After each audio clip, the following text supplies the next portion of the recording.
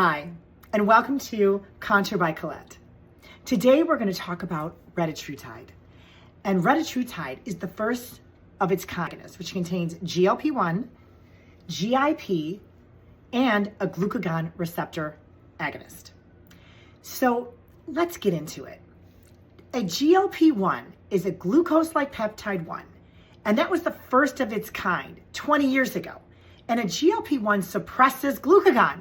So it's interesting that they add a glucagon receptor agonist. What a GLP-1 does is suppresses gastric secretion, glucagon, gastric emptying, reduces your appetite, it reduces fat deposition, it reduces the hepatic output of glucose from the liver, which is my main focus when I'm trying to treat diabetes, and why they give metformin, and GI motility. And it makes the beta cell stronger. GIP is a gastric inhibitory protein, polypeptide. It proliferates the beta cell. It increases the number of beta cells. It increases satiety in lipolysis, which is the breakdown of fat, natriuresis, which is where you're losing more sodium in the urine, and it increases ventricular contraction, which is all the cardiovascular benefits you see related to these drugs. But now let's talk about glucagon. But my concern is how it's going to impact people with type 1 diabetes. So let's see what Dr. Brian Jung has to say about Retatrutide. The glucagon receptor works in a unique way compared to the other two. When stimulated, it has a thermogenic effect, essentially revving up the body's energy burning capacity. However, it also promotes the breakdown of liver glycogen and increases blood sugar levels. So Retatrutide doesn't contain glucagon, but it contains a glucagon agonist. It mimics glucagon's effects. So here I'm telling you that glucagon is something that I'm trying to avoid, but then we have to look at what are the effects and how it could impact weight loss.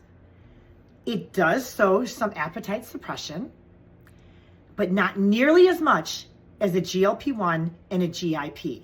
And I hear those that are taking Retatrutide do not have the same reduction in food noise.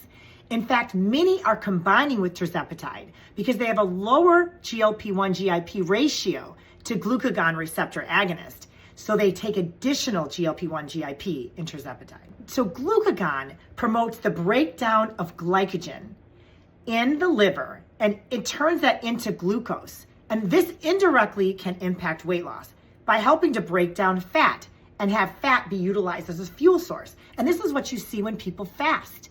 They go on 24-hour fast, 12-hour fast. They're increasing glucagon to break down fatty tissue. Kind of sounds like ketosis. When the blood sugars are low, your body creates glucagon to raise the blood sugar. And thereby it breaks down stored body fat and glycogen to raise up the blood sugar. Again, this creates a thermic energy effect, a thermogenesis in the body. So it's making you kind of hypermetabolic. And this, again, is what helps the body burn fat. If you are on one of these GLP-1 GIPs without the glucagon and you're not eating, this is where your body will catabolize muscle. But if you have a resource being given glucagon, helping to mobilize fat, helping to mobilize glycogen, then you could essentially spare lean body mass, which makes this an interesting addition to the Retatrutide. But my concern is in type 1 diabetes. Despite the weight loss benefits, is it worth the potential rise in blood sugar? Again, I agree with Dr. Brian Jung on this subject. Let's listen. Now this is where things get tricky, especially for individuals with diabetes, as stimulating the glucagon receptor can raise blood sugar levels, which is counterproductive for weight loss and diabetes. You don't want high blood sugar levels. In the past, experimental drugs that solely targeted the glucagon receptor didn't yield significant results for diabetes or weight loss, and this was the likely reason why. But when combined with GLP-1 agonists, stimulating the glucagon receptor became much more effective. The combined effects of Retatrutide's triple receptor stimulation appear to be synergistic, enhancing weight loss outcomes. So what is likely happening here is that stimulating the glucagon receptor has a thermogenic effect and aids in burning calories, while the increase in blood sugar levels is counteracted by the insulin increases brought about by stimulating GLP-1 and GIP. It's like balancing a scale, ensuring the benefits outweigh the drawbacks. This leads me to think that the primary focus of this drug will be weight loss, rather than seeking initial approval for diabetes and then extending its use to weight loss like other drugs in its class have done in the past. So we know that glucagon is a counter-regulatory hormone to insulin, and it raises blood sugar. So if your blood sugar is over 126, you start to see glucagon rise. And the higher the blood sugar goes, the more you stimulate glucagon. And I think that my patients with type 1 diabetes can recognize that. And when your blood sugar goes really, really high, all that it does is the glucagon is aggravating the hyperglycemia. I tell my patients this all the time. The higher your blood sugar, the more difficult it is to bring down the blood sugar, and you're going to need more and more insulin. And then all of a sudden, when glucagon stops to fire, then all of a sudden your sugar is going to drop because it's glucagon that's keeping that blood sugar up. One of the most impactful mechanisms of action of the GLP-1 and the GIP receptor agonist is its ability to suppress glucagon. That is why I love them so much. And I am concerned that despite the clinical trials that are being done and showed an improvement in A1C, it does not compare to Tripeptide, which is just a GLP-1 GIP receptor agonist, which already demonstrates that there is something going on with adding glucagon. So let's listen again to Dr. Brian Young as he agrees with what I have to say. When it comes to weight loss, Retatrutide seems to have the upper hand, showing some of the strongest effects among the three. Impressive, right? But what about its impact on diabetes? Well, initial research indicates that Retatrutide can reduce HbA1c, which is a marker of long-term blood sugar control, by up to 2%, while Wegovy sits at 1.9%. Surprisingly, Mounjaro beats Retatrutide with the ability to reduce HbA1c by well over 2%. Remember how Retatrutide stimulates the glucagon receptor, which can increase blood sugar levels? Well, that may be the reason why it's less effective in managing blood sugar compared to Mounjaro, despite being stronger at managing weight. Right now, I can tell you that my dream triple agonist would be a combination of cagrilintide, GLP-1, and GIP. Because if I want to maximize glucagon suppression to improve blood sugar control, I'm definitely going to add cagrilintide, not a glucagon receptor agonist. If you listen to my video about cagrilintide, it will discuss with you how the alpha cell is what makes the glucagon. And if you have amylin, which we don't have as type 1 diabetes, that stops the glucagon production from the alpha cell. So cagrilintide can be incredibly impactful on blood sugar. So for my type 1 diabetics who have experienced low blood sugar, I want you to think about something. When was the last time you had your low blood sugar? You felt your heart racing, your blood pressure goes up, you feel like these palpitations.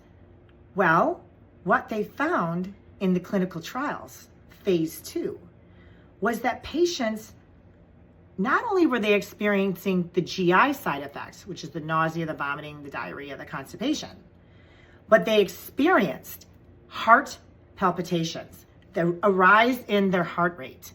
So this is a concern in terms of where the phase 3 clinical trials will go.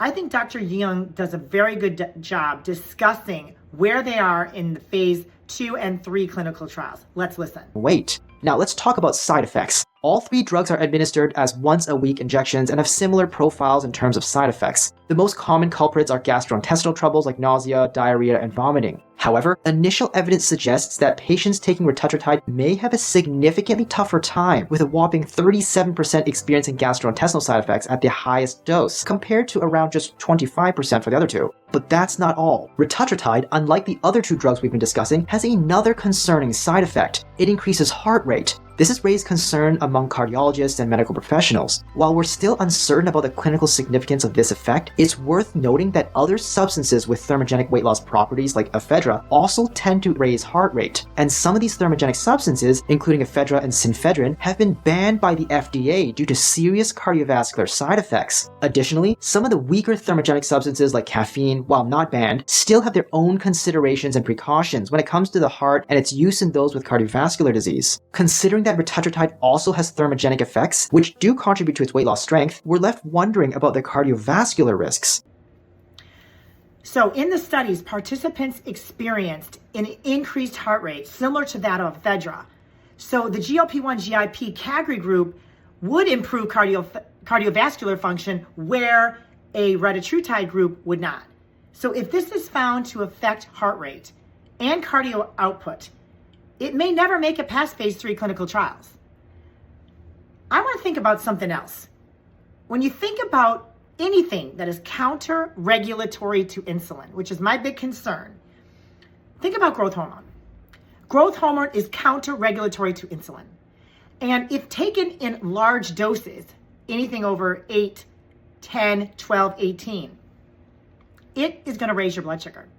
So although it causes lipolysis, the breakdown of fat, and people would, in the bodybuilding days, would be like, oh my God, I'm getting so lean, the higher they went. The idea is they're trying to grow bigger muscles because it's hyperplasia, increasing the number of cells.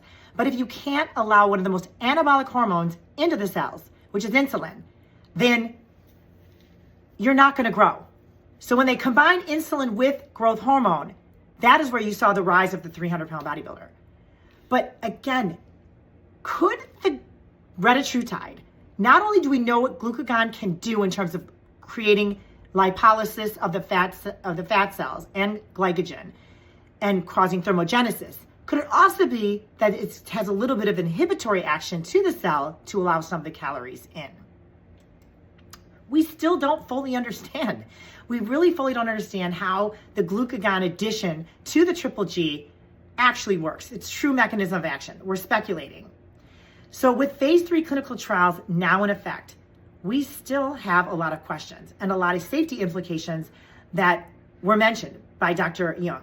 But he makes a final comment on where we are and how long or if this, in fact, will meet the FDA guidelines for safety. Let's take another listen.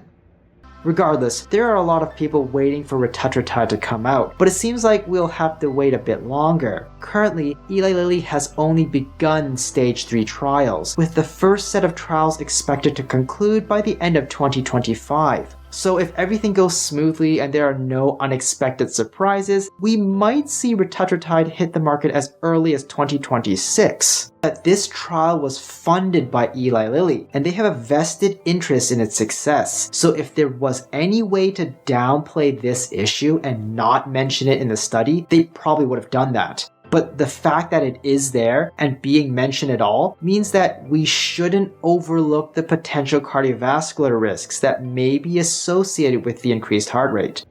My final thoughts are that this is a really novel approach to more weight loss than it is to the improvement of A1C, diabetes, and especially type 1.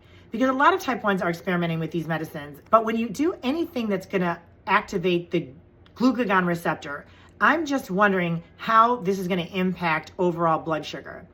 And to me, there's no sacrificing blood sugar control, because that is the most essential part of longevity, is maintaining your glucostasis.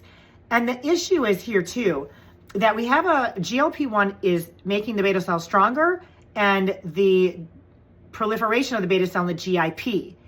But we don't want something that is causing insulin resistance, because that is essentially what glucagon does. It promotes insulin resistance. My other concern is if there is glucagon involved and you are using this in a weight loss population, is how will the lipids react to this?